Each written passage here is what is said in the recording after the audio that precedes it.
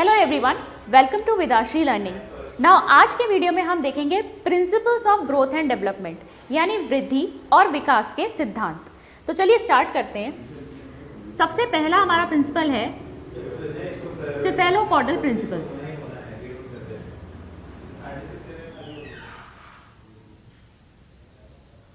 सेफेलोपॉडल principal. अब सेफेलोपॉडल principal ये बहुत इंपॉर्टेंट टर्म है। इसका मतलब क्या है कि जो विकास होता है वो हेड टू टो जाता है, यानी लॉन्गिट्यूडनल एक्सिस में, सर से पैर तक। अब इसके लिए हम एक एग्जांपल ले सकते हैं छोटे बच्चे का। ठीक है, बच्चा जब जन्म लेता है तो वो लेटा रहता है। ठीक है, उसका सबसे पहला जो विकास शुरू होता है वो सर से शुरू होता है।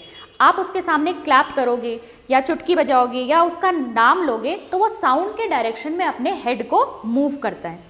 फिर धीरे धीरे उसका कंट्रोल आता है उसके आर्म्स पर, तो उसका रैंडम मूवमेंट आर्म्स का स्टार्ट होता है।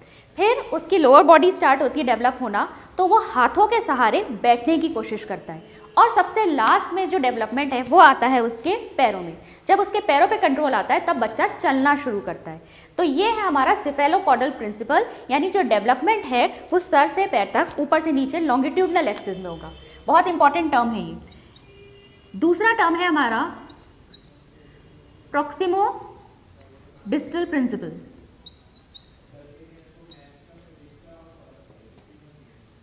Proximo distal principal.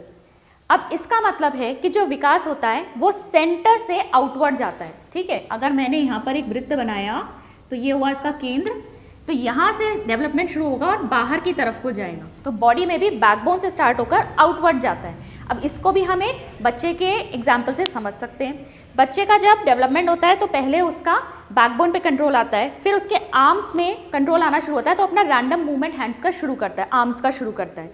फिर हैंड पे उसका जब कंट्रोल आएगा तो वो चीज़ों को पकड़ना शुरू करेगा। आपकी जो दूध की बोतल होती है उसको पकड़ने लगता है वो, जब उसका कंट्रोल हाथ पर आता है। और उसके बाद सबसे लास्ट में आता है फिंगर्स पर, तब वो पेंसिल पकड़ना शुरू करेगा।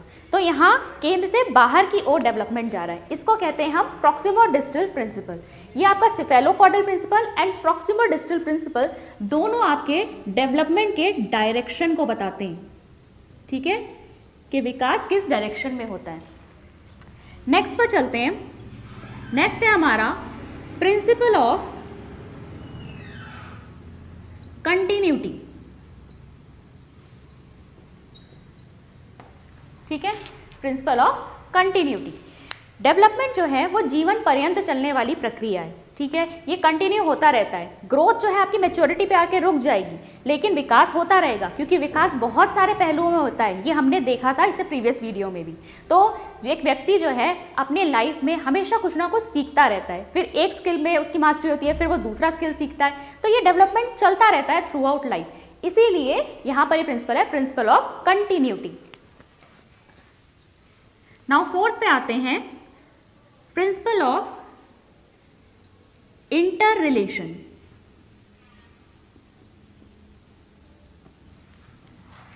अब इंटर रिलेशन मतलब विकास के जितने भी पहलुओं की हमने बात करी थी, चाहे वो फिजिकल हो, मॉरल हो, सोशल हो, पर्सनालिटी डेवलपमेंट हो, ये सब एक दूसरे से जुड़े हुए हैं। ठीक है, ये सब एक दूसरे से रिलेटेड है। अगर फिजिकल ग्रोथ प्रॉपर होगी तभी और हमारे जो पहलू हैं उनमें भी विकास ठीक तरीके से होगा। तो ये है principle of interrelation. Next है आपका principle of lack of uniformity in development. इस प्रिंसिपल का मतलब है कि जीवन भर जो विकास की प्रक्रिया चलती है वो हमेशा सेम रेट पर नहीं होती। ठीक है, कभी विकास जो है स्लो होगा, कभी तेज हो जाएगा। जैसा कि हमने स्टेजेस में देखा था, जो अर्ली चाइल्डहुड एज होती है उसमें जो विकास होता है वो स्लो होता है, लेकिन फिर लेटर चाइल्डहुड स्टेज में जो डेवलपमेंट है उसका रेट फास्ट हो जाता है। और फिर एडोलेसेंट एज में तो काफ़ी जल्दी जल्दी रैपिड चेंजेस होते हैं। तो विकास चलता रहेगा कंटिन्यू, लेकिन वो कभी स्लो होता है, कभी फास्ट होता है, एक ही दर पर नहीं होगा वो। तो यहाँ पर लैक ऑफ यूनिफॉर्मिटी रहती है, यानी कि इसका रेट जो है एक रूप नहीं रहता। फिर सिक्स्थ है हमारा principal of uniformity of pattern. ठीक है, अब यहां पर क्या बात हो रही है कि पैटर्न जो है वो एक रूप रहेगा, इसमें और इसमें कंफ्यूज नहीं होना है। इसका मतलब क्या है कि जो डेवलपमेंट है वो कंटिन्यू चलेगा, लेकिन उसका रेट स्लो और फास्ट हो सकता है। यहाँ पे पैटर्न की यूनिफॉर्मिटी का मतलब है कि आप हमेशा चीज़ों को एक श्रृंखला में ही सिखाएंगे। ठीक है, जैसे कि आप बच्चों को पहले अल्फ़ाबेट सिखाएंगे, उसके बाद आपको 3 लेटर वर्ड्स लिखना सिखाएंगे, फिर थोड़े बड़े वर्ड्स लिखना सिखाएंगे, फिर पूरे सेंटेंसेस सिखाएंगे। तो पैटर्न हर एक के लिए सेम रहेगा।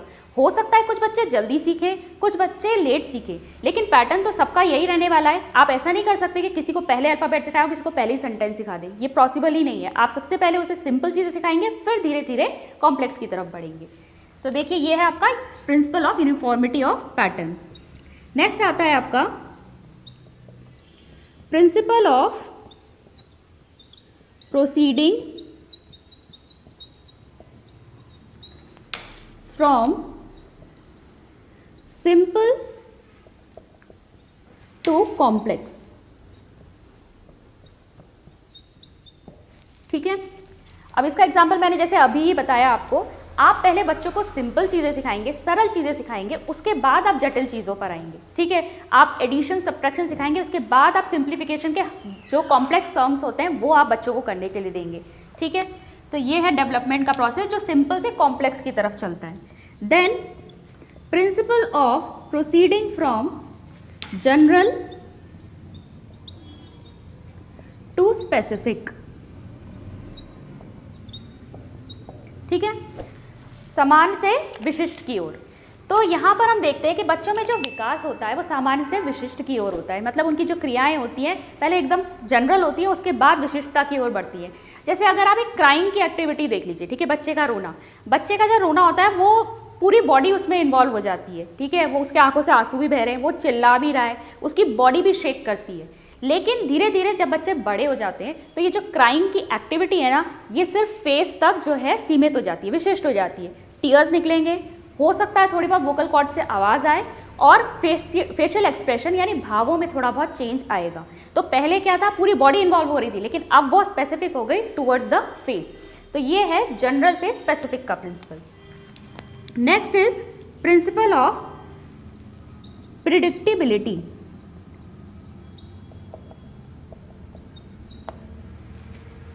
हम विकास का पूर्वानुमान लगा सकते हैं। ठीक है, क्योंकि हमें स्टेजेस ऑफ ग्रोथ पता है, हमने समझी है कि कौन सी उम्र के बच्चों में कैसा विकास हमको देखने को मिलेगा। ठीक है, या उन्हें किस कैटेगरी में रखा जाता है। तो इसलिए हम क्या कर सकते हैं, अगर हमें पता है कि ये बच्चा इस एज ग्रुप में है, तो हमें पता होगा कि इस बच्चे का इतना विकास हो चुका है और अब और कितना आगे हो सकता है, तो हम इसका पूर्वानुमान लगा सकते हैं। देन 10th प्रिंसिपल होगा आपका principle of individual difference.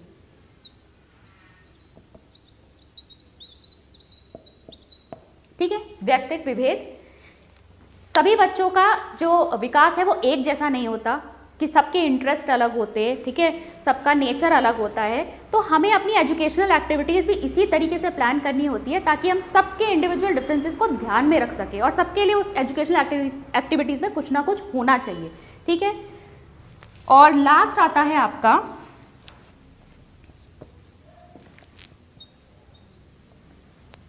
Development is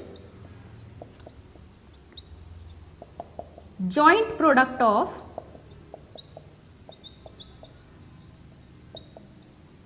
heredity and environment. और इस चीज़ को हमने कल भी समझा था जब हमने देखा था कि ग्रोथ पे जो है हेरिडिटी का असर पड़ता है, उसका प्रभाव पड़ता है, और डेवलपमेंट पे ओवरऑल हेरिडिटी और एनवायरनमेंट दोनों का प्रभाव पड़ता है।